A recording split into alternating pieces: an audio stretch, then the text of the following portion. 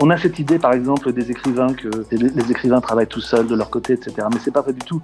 Les écrivains, ils travaillent énormément avec leur éditeur. Leur éditeur, généralement, leur fait beaucoup refaire une page. Et donc, un écrivain, il va te dire, il va travailler pendant des mois avec son éditeur. Pour un scénariste, ça doit être la même chose. Moi, chaque fois que j'ai écrit des scénarios, je les ai présentés à des laboratoires. Je me suis associé à des gens pour écrire telle ou telle partie du scénario. Je le fais beaucoup lire autour de moi. Ça, c'est fondamental. Bonjour et bienvenue sur mon podcast. Ici, j'invite les pros du cinéma à partager avec vous leur méthode de travail. De l'écriture à la sortie d'un film, comment ne pas baisser les bras quand ça coince. Bonne écoute!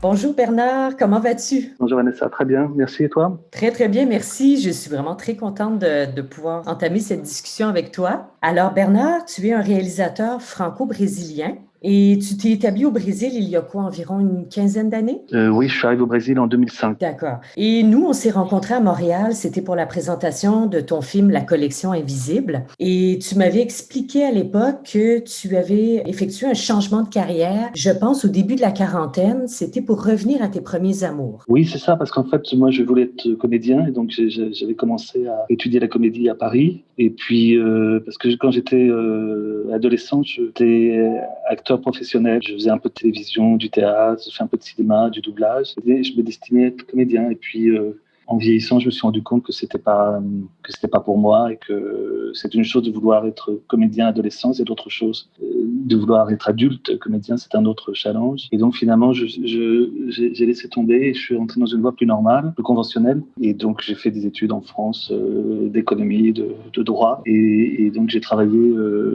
dans l'entreprise pendant une vingtaine d'années. Puis un jour, évidemment, le virus m'a repris. C'était inévitable et je me suis rendu compte à ce moment-là que ce que je voulais faire vraiment, c'était la mise en scène, plus particulièrement du cinéma. Tu me disais aussi à l'époque faire un changement de métier, disons, un peu plus tardivement, c'est quelque chose qui est moins bien perçu, par exemple en France versus le Brésil. Il y a vraiment une différence au niveau des mentalités. Il y a une grande différence. En France, la France est un pays plein de conventions, qui est très attaché à ce qu'on fait à un certain âge et ce qu'on ne fait pas. Et j'ai essayé de rentrer en France un peu. J'ai passé 2 ans en France avec mes enfants avant de venir au Brésil. Et j'ai bien vu que, comme j'étais parti de la France depuis plus de 15 ans déjà, j'étais pas dans les réseaux. Le changement que je voulais faire était perçu de façon dubitative. Oui. Et que donc, ce serait difficile. Alors qu'au Brésil, c'est un pays où l'âge ne compte pas vraiment. L'appartenance raciale compte. Oui. Ça, oui, ça ne faut pas se faire d'illusions.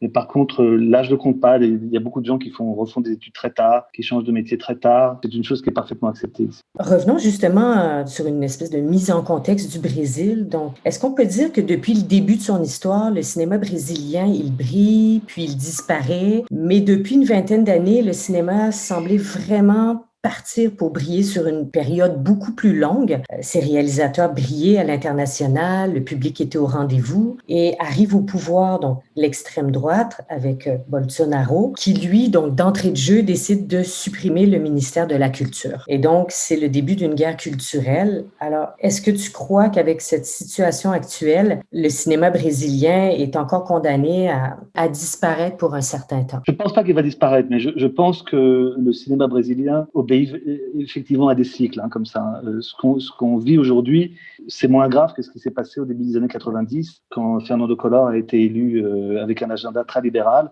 et que du jour au lendemain, il a fermé l'Embra Filmes, qui était l'agence nationale de cinéma à l'époque. Il l'a fermé du jour au lendemain, sans aucun recours. Et des gens qui étaient en train de filmer, qui étaient en train de finir un film, etc., ou qui attendaient pour en faire un, du jour au lendemain, ça a été terminé. Alors qu'avec Bolsonaro, le robinet se ferme petit à petit. Il n'a pas été fermé de façon brutale, c'est fait de façon assez hypocrite. On augmente la bureaucratie, on demande des comptes, les appels d'offres sont de plus en plus lents, ou alors ils ne se font pas, etc. Donc c'est un système qui est beaucoup plus hypocrite que ce qui s'est passé au début des années 90, mais dans un contexte différent aussi, parce qu'au début des années 90, il n'y avait pas toutes les plateformes digitales, et donc si tu voulais faire du cinéma au début des années 90 ou des films, tu avais 2 sorties, tu avais la télévision avec la Globo, ou alors tu avais les salles de cinéma. Donc du jour au lendemain, il n'y a plus de films en salle de cinéma et la Globo, pratiquement, n'achetait que ses propres produits. Alors qu'aujourd'hui, il y a d'autres options. Aujourd'hui, tu peux faire un film et et le vendre à Netflix, tu peux le vendre à HBO, tu peux le vendre enfin, tu les connais à différents canaux. Donc, il y a des options. Elles sont beaucoup plus nombreuses il y a des fenêtres d'exhibition qui sont beaucoup plus nombreuses qu'au début des années 90. Qu'en est-il actuellement au niveau des enveloppes budgétaires? Écoute, depuis 2 ans, il n'y a pas eu un appel d'offres. Donc, depuis, la façon dont ça marche au Brésil, c'est que chaque fois qu'il y a un téléphone portable qui est vendu, il y a un impôt qui vient enrichir les caisses de l'Agence nationale de cinéma, qui, avec cet argent, doit faire des appels d'offres dans plusieurs directions, pour faire des documentaires, pour faire de l'animation, pour faire des séries télévision, etc. Et donc, tous les ans, il y a un pot qui variait, mais qui était en général entre 600 et 700 millions de réals, qui fait à peu près 150 millions de dollars. Hein. Et c'était un pot récurrent. Et donc, tous les ans, il fallait des appels d'offres pour utiliser ce pot. Et donc, en 2019, les appels d'offres n'ont pas été faits. En 2020, ils n'ont pas été faits. Et donc là, ils promettent de le faire l'année prochaine. Mais maintenant, plus personne ne le croit. Et donc, même des contrats qui avaient été signés, des contrats de production qui avaient été signés, n'ont pas été honorés. Donc, des maisons de production se trouvent en grande difficulté. Elles sont entrées en justice, etc. Et donc, ce qui se passe véritablement, c'est que les sociétés de production, en ce moment, réalisent les choses qui étaient déjà dans les tuyaux. Tu vois. Et nous, on avait un film dans les tuyaux que la pandémie a interrompu. Quand le climat sanitaire se améliore, on pourra le terminer. Mais par contre, on n'a pas d'autres projets en vue, puisqu'il n'y a pas eu d'autres appels d'offres pour de futurs projets. Donc le contexte est assez différent. Mais cela étant dit, si tu veux, cet aspect cyclique, comme tu le soulignais toi-même, est assez propre au cinéma brésilien. Il y a des périodes d'or et puis des périodes où il disparaît presque complètement. Mais tu veux dire qu'au final, est-ce que l'artiste finit par s'habituer à vivre dans cette espèce de rythme cyclique, ou est-ce qu'on développe un petit peu des réflexes différents, ou comment on s'en sort? Comment on garde la motivation à travers tout ça? Écoute, je pense qu'il y a une capacité de résistance des artistes brésiliens qui est assez phénoménale, hein, et des Brésiliens en général. Hein. Moi, ce que j'ai toujours beaucoup admiré chez les Brésiliens, c'est leur capacité d'affronter les hauts et les bas de l'existence, et en général avec humour. Et donc, ça fait partie un peu du modus operandi. Mais évidemment, l'industrie audiovisuelle s'était considérablement développée dans les dernières années. Et donc, elle va forcément se redresser de façon dramatique. Hein.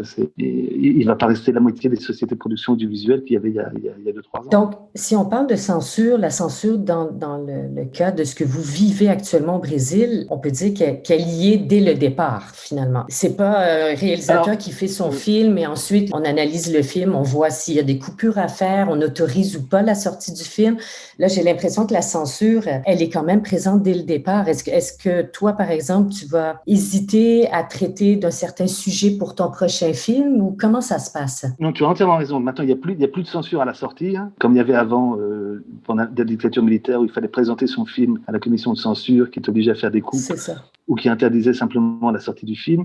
Maintenant, ça va être en amont. D'ailleurs, le secrétaire d'État à la Culture a dit qu'il fallait prévoir des appels d'offres pour des films destinés à la famille et à la religion. Ah, voilà. Il l'a dit de façon très claire. Ah, c'est précis, oui. Oui, ça c'était très clair. Et il est vraisemblable que les appels d'offres, pour partie, je ne pense pas qu'ils oseront le faire complètement, mais pour partie pour des œuvres qui obéissent à l'idéologie du parti au pouvoir. Donc, ça teinte nécessairement le cinéma national des prochaines années. Voilà. Mais bon, cela dit, je ne suis pas pessimiste au point de penser qu'ils ne vont autoriser que des films sur la religion évangélique. Oui.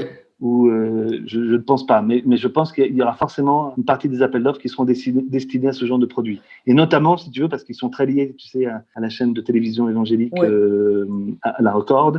Et donc, je pense que ces chaînes de télévision auront plus de facilité à faire approuver leur programme, le financement de leur programme, que d'autres chaînes de télévision d'obédience différentes. Quand on parle des évangélistes, c'est quoi? C'est à peu près 30% au Brésil? Il paraît que maintenant, on n'est pas loin de 45%. Ah oui, quand même. Ça augmente. Non, oui, c'est considérable. Donc, pour répondre à ta question, moi, évidemment, je n'ai pas du tout l'intention de changer les thèmes que j'entends aborder, la façon dont j'entends les aborder. Par contre, si tu veux, c'est sûr que maintenant, il faut penser à un système de production qui soit en dehors des appels d'offres. Parce qu'on ne peut pas dépendre de ce système-là, parce qu'il est devenu très lent, il est devenu complètement aléatoire. Et donc là, on avait un système qui était bureaucratique mais confortable, où on présentait ses projets tous les ans et en général, ils étaient approuvés.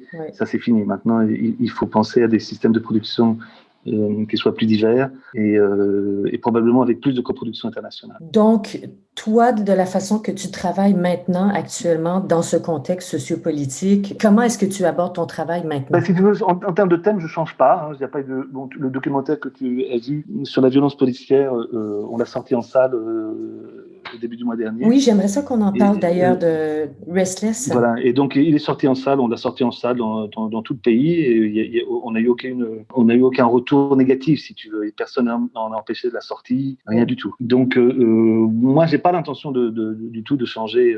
Les thèmes que je compte aborder. Simplement, il faut savoir que ce sera beaucoup plus difficile à travers le financement public. C'est Et ça. donc, il va falloir chercher des financements en dehors de ça. Et est-ce qu'il y a des techniques particulières? Est-ce que tu dois appartenir à un réseau pour y arriver? Je veux dire, prenons l'exemple d'un jeune qui veut débuter sa carrière maintenant, en 2021. Il s'en sort comment? Je veux dire, si tu as des conseils à lui donner, qu'est-ce que ce Ce serait? qui est sûr, c'est que c'est plus complexe, beaucoup plus complexe, parce que le système des appels d'offres prévoyait toujours une allocation à des premiers films, ce qui a eu un impact très positif, parce que ça a permis de révéler des jeunes réalisateurs. Ça a fait aussi qu'il y a beaucoup de films qui n'auraient pas dû se faire, qui étaient trop jeunes, qui étaient mal préparés, etc., qui n'auraient pas dû se faire, qui se sont faits. Mais enfin bon, les résultats sont toujours contrastés. Maintenant, je pense que ce serait extrêmement difficile pour un jeune de prétendre faire son premier film, sauf à ce qu'il ait fait plusieurs Oui, courts-métrages qui étaient primés dans le monde entier, tu vois, et qu'il ait acquis une notoriété d'accord. grande à travers ces courts-métrages. Bah, écoute, aujourd'hui, il faut présenter. Alors, il y a d'autres systèmes de financement qui sont ceux des plateformes, et donc il faut Ouais. participer au marché et prendre rendez-vous avec les canaux de télévision, les plateformes, etc., et leur Ouais. présenter ses projets. Hein. Et les salles de cinéma s'en sortent comment actuellement? Ah bah là, c'est extrêmement difficile, hein, parce que les salles ont Ouais. fermé de nouveau pratiquement cette semaine, pas toutes. Hein. Et elles avaient rouvert fin octobre, début octobre. Le paradoxe, si tu veux, c'est que les exploitants les opèrent avec des règles d'hygiène extrêmement strictes. Et donc, moi, j'ai continué à aller au cinéma et c'était l'endroit le plus sûr où tu pouvais aller, bien plus sûr que d'aller à la banque Oui, ou oui, au supermarché. je Hein. suis d'accord. Le public n'est pas du tout revenu. Et donc, les exploitants sont restés avec leurs coûts et sans avoir les revenus en face. Et en plus, il paraît que les distributeurs retardent la sortie des films importants. Et donc, voilà, ils sont dans une situation extrêmement complexe. Et là, Oui. personne ne sait quand est-ce qu'ils vont abrir de nouveau, mais la situation est assez dramatique. Il y a de plus en plus de films qui sortent d'abord sur les plateformes VOD avant de sortir en salle. Ah oui, bon, c'est pas l'idéal, mais bon, moi, je demeure une puriste par rapport à Oui, ce sujet. Mais bon, ouais, de grands défis à venir, en tout cas pour 2021, là, je pense qu'on le voit venir. ça va être très dur, je pense. J'aimerais beaucoup qu'on revienne sur ton film Restless, qui est vraiment nécessaire et donc qui était en salle récemment. Est-ce que tu peux nous mettre un petit peu en contexte, nous donner les grandes lignes de l'histoire? Le Brésil est le pays qui a le plus fort taux de violence policière au monde. Et donc, c'est un sujet qui m'indignait depuis longtemps. Et un jour, je suis tombé sur l'histoire de ce père dont le fils avait disparu en plein jour aux mains de la police. Et généralement, c'est des histoires courantes, et généralement, les familles n'ont pas les moyens de faire leur propre enquête et de mettre en question les autorités publiques pour voir ce qui s'est passé. Et ce père a décidé qu'il ne se reposerait pas tant qu'il n'aurait pas trouvé son fils ou le corps de son fils et les responsables Ouais. si son fils ne revenait pas vivant. Et donc il a mené une enquête tout seul et puis ensuite le journal local s'est intéressé à son histoire et a accompagné son histoire jusqu'à ce qu'il découvre son fils assassiné malheureusement et in fine les responsables. Ton film suit cette enquête. Voilà, mon fils suit cette enquête et en plus, la même semaine où ce garçon a disparu, c'est la semaine où Michael Brown aux États-Unis, à Saint-Louis, Ouais. a été assassiné. Et donc, ce qui m'intéresse également, c'est de faire le parallèle entre les deux drames dans deux sociétés qui ont des similarités, puisque c'est les deux sociétés qui ont aboli l'esclavage de plus tard, mais également des différences, et voir comment deux sociétés réagissent Ouais. de façon différente au problème du racisme structurel. Et là, on parle de censure depuis le début, Bernard. En fait, je vais essayer de comprendre dans ce contexte-là d'un sujet malgré tout très délicat. As-tu quand même eu ta liberté de création ou justement est-ce que tu as senti un moment où tu devais un peu t'auto-censurer pour pas aller trop loin dans ce Bon, sujet? il y a deux choses qui se sont passées qui peuvent s'apparenter à une certaine forme de censure. La première, c'est que moi, je voulais absolument pouvoir discuter avec les autorités publiques sur le sujet pour voir qu'elles prétendaient faire après un cas aussi tragique, un cas aussi barbare, et si elles prétendaient faire quoi que ce soit envers les responsables et envers leurs propres procédures qui se sont avérées complètement déficientes. Hein. Et donc, on avait marqué plusieurs rendez-vous pour converser avec eux, pour filmer une interview, etc. Et ils ont toujours annulé les rendez-vous au dernier moment. Et donc, il n'a pas été possible d'avoir ce dialogue, ce qui est une forme de censure. Hein. Absolument. On a bien vu que c'était systématique parce qu'on s'est adressé à plusieurs personnes, du côté de la justice également, hein, du côté du ministère public, du côté des différents organes de police. Et à chaque fois, les gens nous laissaient tomber à la dernière minute. Ouais. Et la deuxième chose qui s'est passée, qui n'a pas eu de conséquences heureusement, mais il est difficile de croire, c'est pas non plus une forme de censure, c'est qu'on avait gagné une subvention pour distribuer le film, parce que ça coûte de l'argent évidemment de distribuer le film, et de façon un peu étrange, au moment de signer le contrat, on nous a dit qu'il manquait des éléments et que par conséquent, on n'avait pas le droit à la subvention. En plus, on était les seuls à avoir gagné la subvention, donc on n'était pas en concurrence, donc c'était pas nous ou quelqu'un d'autre. Et donc là aussi, ça a été étrange. Et, bon, mais alors, cela étant dit, à part ça, non, rien du tout. À part ça, d'accord. Quand on a filmé, on a reçu des menaces sur les réseaux sociaux, mais des choses sans conséquences. Pour tout le reste, on a pu faire absolument ce qu'on veut. Je te dis, quand on a sorti le film, on s'attendait à avoir un retour de bâton, et puis finalement, rien du tout. Ah, OK. Mais ça a suscité quand même un débat, j'imagine, même au niveau des médias. Non, ça a suscité un débat au niveau des médias. Il y a eu une couverture de presse assez importante. Oui. Surtout sur le fait que pointe le film, c'est que la société brésilienne est une société qui ne se mobilise pas sur le sujet. Ouais. Quand George Floyd aux États-Unis a été assassiné, Michael Brown également, les gens sont descendus dans la rue en criant Black Lives Matter. Ici, les gens ont mis sur les réseaux sociaux la même chose, mais sans conséquence aucune. Les gens ne sont pas descendus dans la rue. Et donc, c'est un sujet que la classe moyenne brésilienne refuse de voir de front.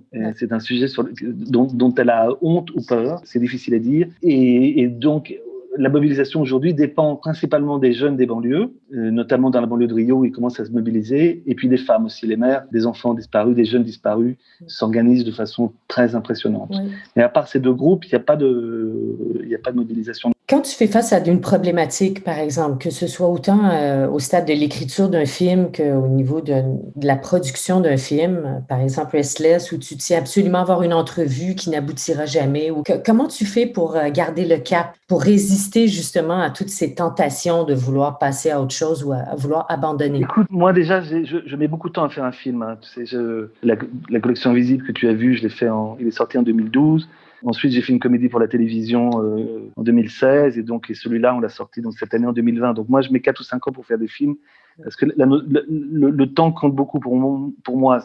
Dans le cas de Restless, je voulais pas faire un film sensationnaliste qui ne parle que du drame en lui-même, sans analyser ses conséquences, sans analyser ce que le temps produit après.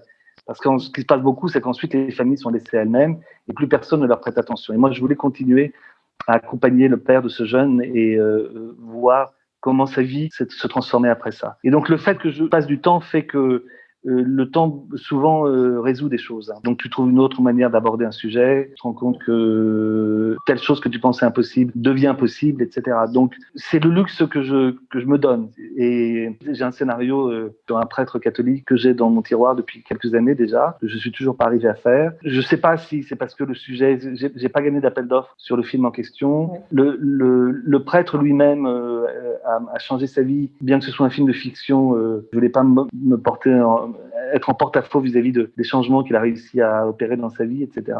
Et donc j'ai dû mettre le film au silence pendant quelques temps, et je le ferai un jour, mais je ne sais pas quand. Et donc la façon dont je comble le temps, si tu veux, bon, outre le fait que je pense longtemps et beaucoup à mes films, oui. C'est que je continue toujours de faire des courts-métrages et d'autres choses au milieu. Si tu sais, moi j'aime beaucoup la forme courte. Oui. Il y a des sujets qui s'y prêtent plus aussi, d'ailleurs. Voilà. Et c'est un des problèmes de l'explosion de l'audiovisuel au Brésil depuis 10 ans, c'est que comme les appels d'offres sont toujours pour des longs métrages, du coup tout le monde ne faisait plus que des longs métrages. Alors que l'étape court métrage, comme tu le sais, elle est fondamentale pour sa formation. Et d'autre part, elle est un langage en elle-même. C'est une forme que j'aime beaucoup et qui est une forme extrêmement difficile. Hein. Quand on a fait des longs métrages, revenir au court métrage, c'est pas simple. Hein. Et il y a quelques années, juste avant la collection, j'avais fait un court-métrage qui avait très bien marché, qui avait fait le tour du monde, etc.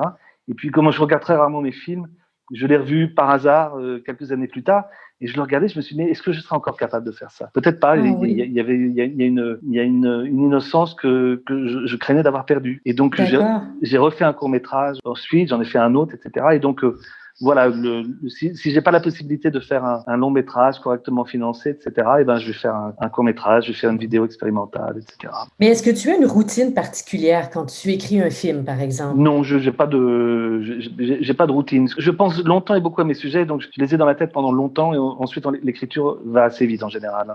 OK. Et pour ce qui est des scénarios de long métrage, rarement je travaille tout seul. En général, je m'associe à quelqu'un, pas forcément au début, mais à un moment de l'écriture, si tu veux, parce que quand je vois qu'il y a un domaine dans le scénario que je maîtrise pas bien, je sais, par exemple, dans la collection Invisible, j'étais pas content de mon personnage féminin, et donc j'ai trouvé, j'ai été chercher une scénariste femme pour m'aider. Voilà, c'est plutôt mon approche, mais j'ai pas vraiment de routine. Je te dis, à part le fait que je pense très longtemps à mes sujets avant de les écrire. Du coup, une fois que je les écris, ça va assez vite et je les écris à peu près dans n'importe quel environnement. Et quand tu approches un scénariste, par exemple, parce que ça, je trouve ça très, très, très intéressant. Il y a beaucoup de réalisateurs ou de scénaristes qui vont vouloir écrire vraiment seuls et ils ont besoin de cette solitude. Mais toi, un peu à l'inverse, peut-être tu as besoin d'une certaine solitude au début, mais au final, c'est réconfortant d'aller travailler avec quelqu'un. C'est stimulant aussi. Ah oui, moi je trouve que c'est fondamental, ça. Tu sais, on a cette idée, par exemple, des écrivains que les écrivains travaillent tout seuls de leur côté, etc. Mais c'est pas vrai du tout. Les écrivains, ils travaillent énormément avec leur éditeur. Et leur éditeur, généralement, leur fait beaucoup refaire une page. Hein. Et donc, Oui. un écrivain, il va te dire, il va travailler pendant des mois avec son éditeur. Pour un scénariste, ça doit être la même chose. Hein. Moi, à chaque fois que j'ai écrit des scénarios, je les ai présentés à des laboratoires. Je me suis associé à des gens pour écrire telle ou telle partie du scénario. Je le fais beaucoup lire autour de moi. Ça, c'est fondamental. Hein. Il y a peut-être des gens qui arrivent à écrire des scénarios complètement tout seuls du début à la fin. Mais ou ce sont des génies, ou ce sont des gens qui ne se rendent pas compte de l'apport que l'autre peut faire à ton travail. Exactement. Ah, c'est vraiment intéressant. Je suis très contente qu'on aborde ce sujet. OK. Donc, généralement, tu travailles plutôt dans ton bureau, mais là, on parle d'une longue période de réflexion, mais du moment où un matin, tu te lèves et tu commences officiellement à écrire, ça va très vite parce que tu as eu cette période de réflexion en amont. Ce dont je me suis aperçu, c'est que, en plus, on finit par connaître ses points forts et ses points faibles. Moi, j'écris bien les dialogues de façon générale et j'ai plus de difficultés sur la structure du scénario. D'accord. Et donc, quand on connaît ses points forts et ses points faibles, on écrit en fonction, tu vois. Oui. Et on s'associe également en fonction. Mais je te dis, mais travailler avec les autres, soit directement avec un scénariste, soit dans le cadre d'un laboratoire, en recevant le feedback d'un script doctor, Oui. c'est fondamental. C'est ça. Et donc, nécessairement, il faut avoir une personne de confiance dans son entourage. Est-ce que ça manque pas, justement, dans le milieu il y a beaucoup de scénaristes qui voudraient bien écrire avec quelqu'un ou déléguer complètement son idée à un scénariste ou avoir un script docteur, mais franchement, il n'y en a pas des tonnes. Hein. Ça manque pas, ça ne manque pas, justement, des bons scénaristes. C'est un problème surtout au Brésil, si tu veux, parce que d'abord, c'est une industrie qui est assez récente, hein, parce que comme l'Embrafilm a fermé l'industrie du cinéma pendant toutes les années 90, du coup, personne s'est formé pendant toute cette période-là. Et donc, il y en a de plus en plus, mais c'est vrai que ça manque. Hein, quand tu cherches un partenaire. Là, peut-être que ça va être plus facile parce qu'il y a beaucoup moins de travail, hein, mais je sais que moi, ça a été difficile à chaque fois pour trouver quelqu'un à m'associer. Ouais. Et de la même façon, un bon script docteur, c'est compliqué, hein, parce que un bon script docteur, il va s'efforcer de comprendre ce que tu veux faire et il va t'orienter, il va t'aider à arriver là. Ouais. Mais tu as beaucoup de script docteurs, malheureusement, qui vont tenter d'imposer ce qu'ils leur pensent qu'il faudrait faire, eux. Ouais. Leur film à eux. Oui, exactement. Il faut faire attention à ce point. Il faut faire très attention à ça. Et donc, et là, forcément, ça se passe mal parce que ou ils vont imposer des règles que toi, tu veux pas suivre, ou alors ils vont transformer le thème d'une façon que toi, tu veux pas le traiter. Oui. Et malheureusement, c'est quand même la majorité des script docteurs. Hein.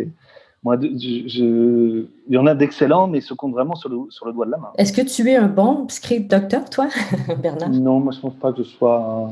Je pense pas que j'ai le défaut de vouloir de m'approprier le film et de vouloir faire comme je le ferais. Mais par contre, ça demande une technique que j'ai pas. C'est une profession, hein, script doctor. Un scénariste n'est pas forcément un bon script doctor. Intéressant. Non. Pas forcément du tout. C'est intéressant. Ouais. Écoute, en terminant, est-ce que tu peux nous donner, je sais pas, tes 3 meilleurs conseils pour quelqu'un qui veut faire un film là, en 2021, bon, pour aller au bout de son projet, pour justement garder la motivation? Écoute, c'est pas vraiment des conseils, mais c'est plus un état d'esprit. Il y a des très grands films qui ont été faits dans des périodes très difficiles et que par conséquent, la difficulté du contexte n'obère pas la créativité, parfois au contraire. Et donc, il ne faut pas se décourager. Et le deuxième aspect, si tu veux, je pense qu'il faut également imaginer comment les choses peuvent se faire de façon différente. Hein. Moi, j'ai le sentiment, par exemple, tu vois, que le fait qu'on va dépendre de moins en moins des salles de cinéma fait que la notion de durée d'une œuvre va être de moins en moins importante. Et que, par conséquent, si tu veux, ce standard qu'on a depuis presque un siècle, hein, de faire un film, un long métrage qui soit de 90 minutes ou 2 heures maximum, à part de rares exceptions, c'est quelque chose qui va être forcément remis en cause parce que ça, c'était lié aux salles de cinéma qui voulaient programmer tant de films par jour. Et je pense qu'aujourd'hui, si tu veux, on a remis en question beaucoup de choses dans la façon de faire des films, mais on n'a pas vraiment remis en cause la durée. Si tu veux, tout le monde aujourd'hui va écrire un scénario inévitablement de 100 pages ou de 120 pages, puisqu'une page est à peu près 1 minute. C'est ça. Et alors qu'aujourd'hui, je pense qu'il faut commencer à imaginer qu'il peut y avoir des œuvres magnifiques. Et d'ailleurs, beaucoup de films qui ont été faits de récemment auraient gagné à être beaucoup plus courts, pour des durées complètement différentes. Les curateurs, les festivals ne sont pas encore arrivés là, mais je pense qu'on va aller par là. De la même façon que la frontière entre le documentaire et la fiction s'abolit de plus en plus, je pense qu'on va vers une situation où l'existence des plateformes et la flexibilité des plateformes fait que ça n'aura plus d'importance si on fait un film de 50 minutes, 60, 80, 140, etc. Et que donc cette liberté de création, le contexte actuel peut nous permettre de la regagner. Tu le sens vraiment depuis l'avènement des plateformes? Un petit peu. Je ne peux pas dire que je le sens de façon très forte, mais je le sens un petit peu. Je pense qu'il y a un appétit pour une gamme plus large de types d'œuvres. D'ailleurs, on voit bien aussi le documentaire, les plateformes de VOD qui ne voulaient absolument pas entendre parler du documentaire il y a 5 ans. Il y a 5 ans, pour vendre un documentaire à une plateforme VOD, il fallait se lever de bonne heure. Alors que maintenant, elles ont une forte demande de documentaires. Donc, on voit que les frontières s'abolissent, que donc on aura une plus grande flexibilité sur les formats à proposer. Donc, selon toi, il y aura toute une adaptation à faire pour les salles de cinéma dans le futur. Inévitablement, oui. Et je pense qu'aujourd'hui, quelqu'un qui veut faire un film, il doit avoir ça en tête. Il ne doit pas se limiter par le format jusqu'à présent universellement accepté, parce qu'il ne sera plus universellement accepté. D'accord, c'est intéressant. Bernard, c'est un immense plaisir de discuter avec toi. Merci vraiment de m'avoir accordé ce temps. Merci à toi, Vanessa. Et puis, écoute, je te souhaite le meilleur des succès pour la suite et bon courage. Il faut toujours garder espoir. Je le ferai. Merci beaucoup, Vanessa. Merci. À bientôt. À bientôt. Au revoir. C'est déjà la fin. Merci beaucoup d'avoir consacré du temps à nous écouter. Cinéritage est également disponible sur ma chaîne YouTube. Merci de vous abonner, liker, partager et commenter. Alors voilà, j'ai déjà hâte de vous retrouver dans le prochain épisode. À bientôt et portez-vous bien.